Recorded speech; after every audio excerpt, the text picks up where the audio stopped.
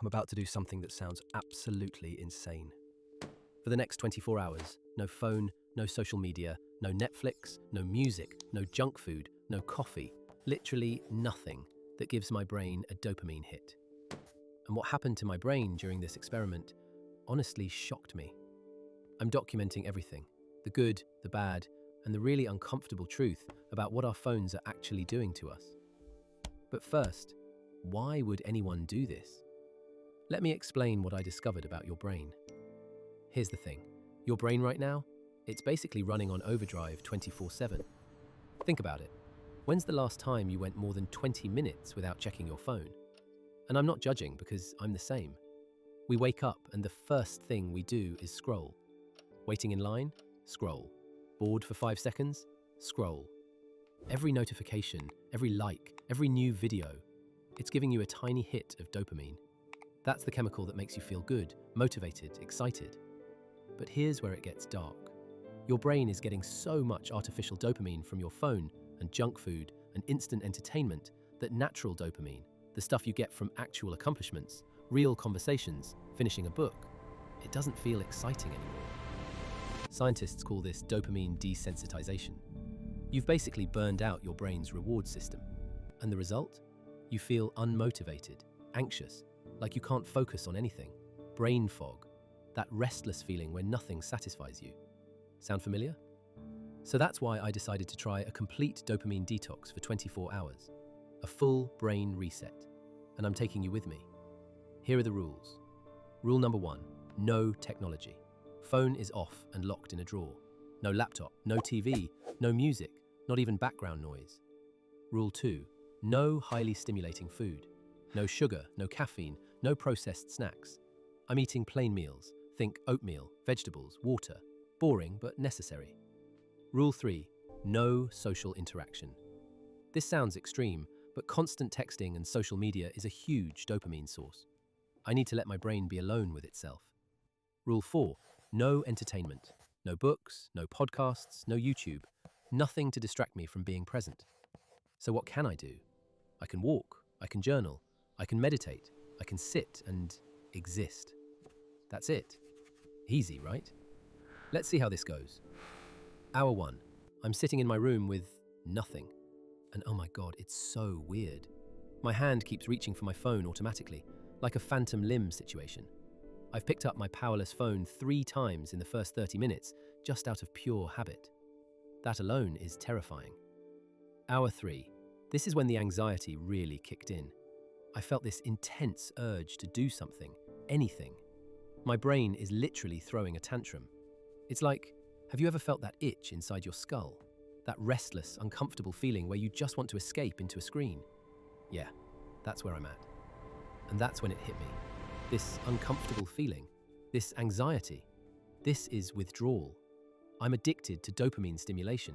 My brain has been getting constant hits for years, and now that the supply is cut off, it's freaking out.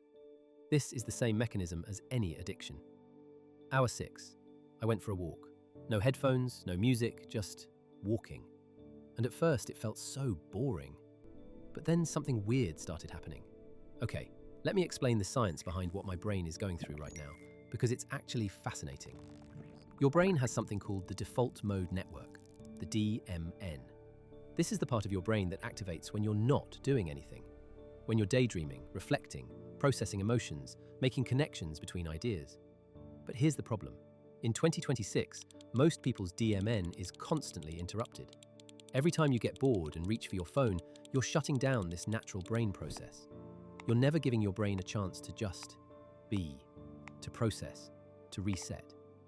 Research from 2025 found that the average person interrupts their default mode network every 3 to 5 minutes throughout the day. Your brain never gets to complete a full rest cycle.